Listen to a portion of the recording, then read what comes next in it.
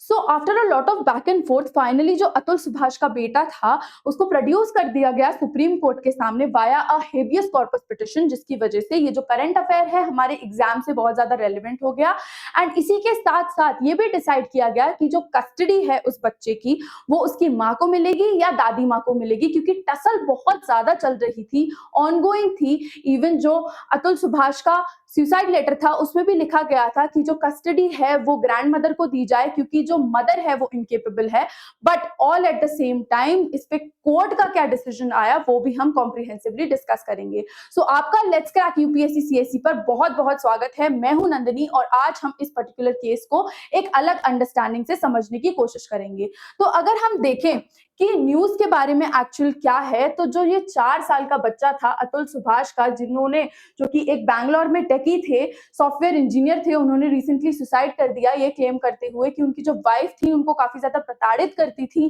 And उनको जो है एक सेन लाइफ नहीं दे पा रही थी उस रिगार्ड्स में। तो वहीं पे देखा गया कि ये जो 4 साल का बच्चा था जिसपे क्लेम किया जा रहा था कि पता नहीं जो मदर है उसने कहीं गायब कर दिया है, ठीक है या नहीं है, उसी रिगार्ड्स में बहुत इंपॉर्टेंट अपडेट आई कि सुप्रीम कोर्ट में फाइनली प्रोड्यूस कर दिया गया इस 4 साल के बच्चे को वाया अ वीडियो लिंक, जिसके बाद जो बेंच थी उसने क्लियर किया कि ये जो कस्टडी है इस पर्टिकुलर बच्चे की वो उस बच्चे की माँ को ही दी जाएगी, ना कि दादी माँ को या फिर ग्रैंड मदर को। इनफैक्ट ये तक कह दिया गया कि जो दादी माँ है she is a complete stranger to the kid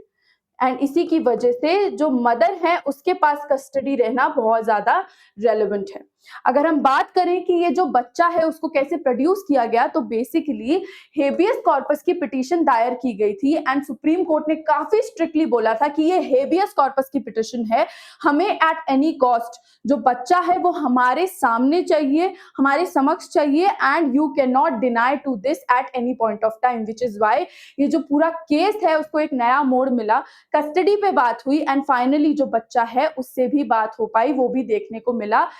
जो ये केस चल रहा है उसके ड्यूरेशन में एक काफी लंबे टाइम बाद।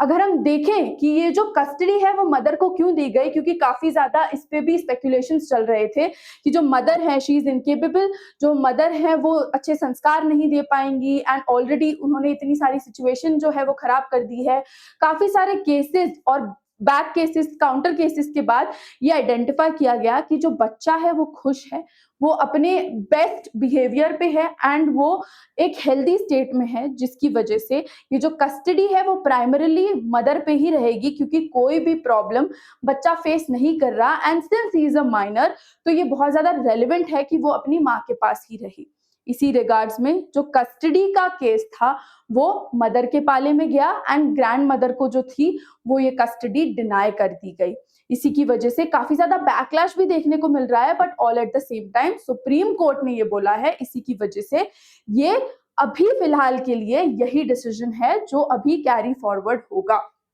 अगर हम देखें कि हेबियस कॉर्पस का बेसिकली ये पिटिशन है क्या, तो habeas corpus as a word इसका एक लैटिन ओरिजिन है अगर हम नोटिस करें तो, जिसका एक्चुअल मीनिंग होता है कि you should have the body. With regards to our Indian constitution इस पर्टिकुलर पिटिशन को यूज किया जाता है as a request to court, जिसमें कोर्ट जो भी अनविलिंगली हेल्ड है उसकी प्रेजेंटेशन मांगता है एंड ये पर्टिकुलर जो पिटीशन है वो डिनाई नहीं की जा सकती। विच इज वाई जब भी देखा गया है कि अनलॉफुली या अनविलिंगली किसी को भी हॉस्टेज बना के या किसी को भी अपने पास रखा गया है एंड उसको प्रेजेंट नहीं किया जा रहा even after making several demands, तो हेबियस कॉर्पस की जो पिटिशन है वो फाइल की जा सकती है एंड उस रिगार्ड्स में उस इंसान को वहां पे प्रेजेंट करना ही होगा या होना ही होगा। Stands for both the cases. तो इसी के साथ आई रियली होप कि जितनी भी इंफॉर्मेशन थी आप रिलेट कर पाए हों, समझ पाए हों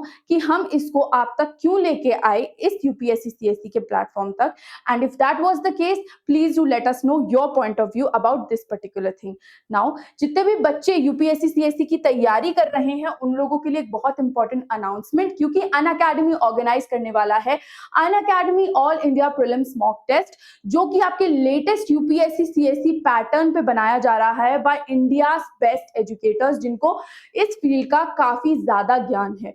इसी के साथ-साथ एक बहुत ही इम्पोर्टेंट चीज़ कि इस पर्टिकुलर टेस्ट में आपको मिलती है आपकी ऑल इंडिया रैंक, जो कि आपको आपकी तैयारी किस लेवल की है, वो दिखाने में बिल्कुल सक्षम है। तो रिगार्डलेस ऑफ द फैक्ट कि आप कब अपीयर करने वाले हैं, इस पर्टिकुलर टेस्ट में खुद को ज़रूर एनरोल करें, क्योंकि ये टेस्ट जो है वो होने वाला है 26 जनवरी को सुबह 11 बजे से 1 बजे तक। तो बिल्कुल लिमिटेड सीट्स हैं, जाइए, खुद को एनरोल कीजिए एंड मेक श्योर कीजिए that you make the best out of this opportunity and secure a great all India rank. इसी के साथ जो है, अगर आपको कोई भी परचेजेस करनी हो हमारे प्लेटफॉर्म पे, तो आप यूज कर सकते हैं मेरा कोड जो कि है एनएसटी लाइव, और मुझसे जुड़ने के लिए इस पर्टिकुलर क्यूआर कोड को स्कैन कर सकते हैं एंड मेरे साथ टेलीग्राम ग्रुप में ज्वाइन हो सकते हैं। इसी के साथ मैं नंदिनी, आपकी यूपीएससी सीएससी एजुकेटर, आप सबसे आज्ञा चाहती हूँ। आज के लिए करंट अफेयर्स पे बस इतना ही। जुड़े रहिए इस चैनल के साथ